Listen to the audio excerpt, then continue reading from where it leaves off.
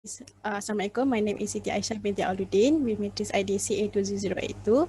So our group project title is Implementation of DES Data Encryption Standard using an email. So DES works by turning plain text into ciphertext with key size 48-bit keys after splitting it into 64-bit blocks. So why we choose email? Because email is a fastest way to communicate with each other besides social media. So we need to protect our information, especially our non-public information, personal information, from fraud, phishing, and smishing. So in real life situation, our group takes Gmail as an example. In Gmail, there is a system called confidential mode. Confidential mode works by setting the text file that recipient receive. So our objective is to implement the DS algorithm on the process of data encryption and decryption with 56-bit keys and 64-bit data.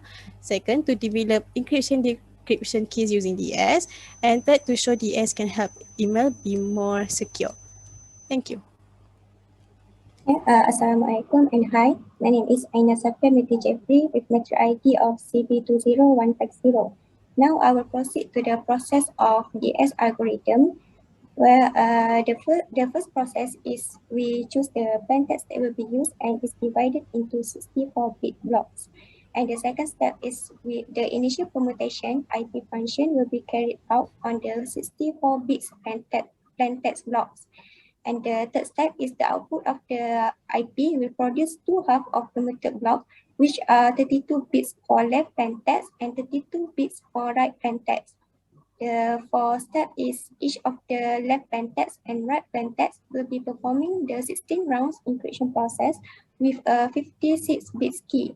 On the 16 rounds of the encryption process, there will be 5 small stages. So the first stage is the key transformation.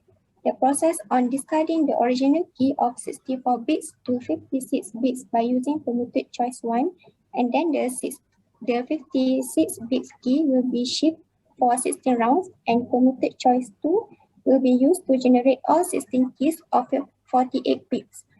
All the 16 48 bits key will be used for the plain text encryption. That's all from me. Thank you. Assalamualaikum and very good day to everyone. My name is Rauda Najwa binti Muhammad Zaini with matrix number CA20051. So I will continue to explain for the next step, which is expansion permutation. The half block of the T2-bit RPT from the initial permutation is expanded to 48 bits using expansion permutation. It adds adjacent bits from each side of the block to the 32 bits of the block to create a 48 bits of the block. The next step is SOP substitution. This is a non-linear component that is used in the DS algorithm. It is provide additional security to the cipher. After the block is mixed with the generated subkey, this divided into 8 6 bits part to 4 bits output each that will give a total of 32 bits in the total. The next step is P-box permutation. The 32 bits output from the X-box substitution is arranged according to the P-box permutation.